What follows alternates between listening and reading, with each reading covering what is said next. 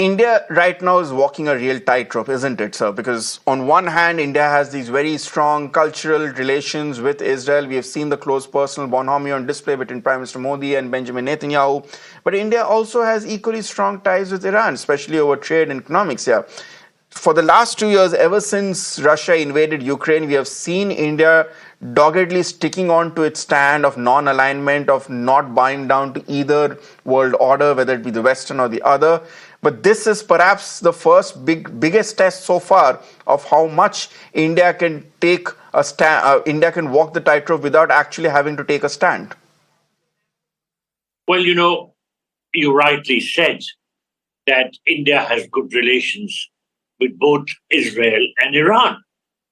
And therefore, we are anguished at the fact that this horrible war is taking place in the Middle East region, which is so near to our own country.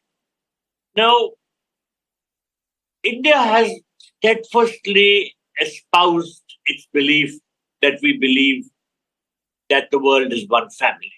Vasudhaiva Kutumbakam. And we also believe that since we are one family, we have one future, and that our futures are therefore interconnected. So India would like to see this war come to an end as soon as possible. This war is not going to profit anybody. Now, at the same time, things are beyond our control because the circumstances are such that the momentum is itself driving the war forward. Israel launched certain attacks against the Hezbollah, and the Hezbollah's leader, Nasrallah, was killed, along with some other top Hezbollah leaders. So Iran has launched these missiles, and I'm sure that Israel will now retaliate in a very big fashion. So the momentum is driving the war forward, and we are looking aghast at what is happening and are totally unable to stop this chain of But events. Ambassador Dayal, will India then be forced into taking a stand? I'll sum up the Israel paradox very quickly for our viewers. On one hand, we have this, as I keep repeating, this close culture, this close proximity and personal friendship between the leaders of the two nations. Yet, India's stand historically, and correct me if I'm wrong, has always been that it is in favor of the two-state solution, something which Israel is absolutely vehemently opposed to. For how long can India afford to walk both sides of the tightrope and before actually being forced into taking a stand, something which will have its consequences? Well, let me say that not only is India in favor of the two-state solution, but President Biden himself has said that there is no alternative to the two-state solution. So everybody realizes that Israel and the Palestinians must coexist within safe boundaries. And therefore, it's not that we are walking a tightrope. We are just trying to say what all right-thinking countries also have been saying, that if this war has come to an end, we have to address the fundamental and the root problem, which is that relating to the homeland for the Palestinians. Both the Israelis and the Palestinians have a right to exist in safe and secure boundaries. We are being impacted by this war in a number of ways. First of all, oil prices will impact our economy. Freights have gone up because of the problems in the Red Sea area. We have invested in the Chabahar port. Then we were planning the IMEC route, the India-Middle East Economic Corridor, which would pass through UAE, Saudi Arabia, Jordan, Israel, and connect us to Europe.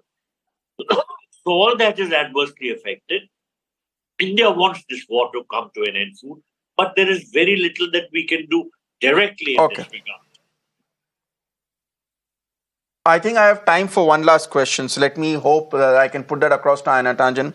Aina, the most important fear on everyone's mind is, what if this goes nuclear? Because in the lack of any obvious effort to moderate this burgeoning conflict in West Asia, the fear is that Iran, with its questionable nuclear record in terms of being a rogue nuclear state, will either find its nuclear facilities targeted by Israel, or will be forced to use its nuclear weapons in a last-ditch attempt to try and in terms of shielding itself if Israel does launch a direct offensive here.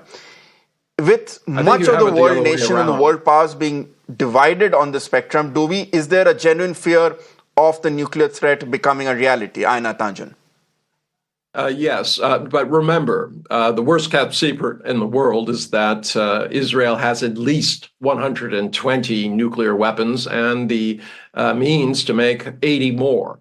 It's Iran. It's not known what they have. They have already signaled just before this conflict that they wanted to have talks in order to go back to the table that was walked away from by Donald Trump when he said he was not going to honor the deal that the U.S. had made. So it's not clear what they have, but it's very clear that Israel, if they're pushed, they run out of ammunition, that they might consider tactical nukes on the battlefield and perhaps even more larger nukes in terms of dealing with Iran. This would, of course, signal perhaps the end, the beginning of an escalation that could encompass the entire world. This is not what we want, but I don't understand why no one wants to talk about the fact that Israel has these nuclear weapons, and based on the statements that have been made by Netanyahu and his cabinet, that they will do everything necessary to show that they cannot be intimidated, and they will finish doing whatever they wish to any country that opposes them. So that is quite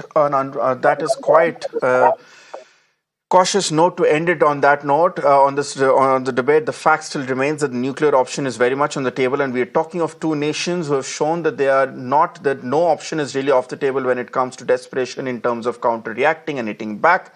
One only hopes that the larger sense prevails and other countries in the world, leading countries in the world, whether it be the liberal order, whether it be India, and whether it be China and Russia, put their economic and strategic interests aside and push for de-escalation rather than encouraging escalation by proxy.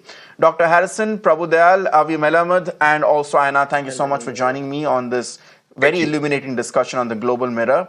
It's time for a short break. More news and updates continue on the other side. Stay tuned to Mirror Now.